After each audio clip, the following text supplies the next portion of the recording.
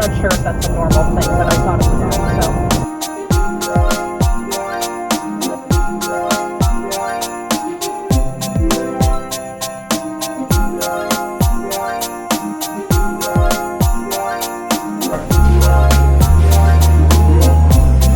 We've made it to the baking aisle of Walmart. My niece Patrice, my boyfriend KJ with his soup, and we're gathering all the ingredients for the cookies now.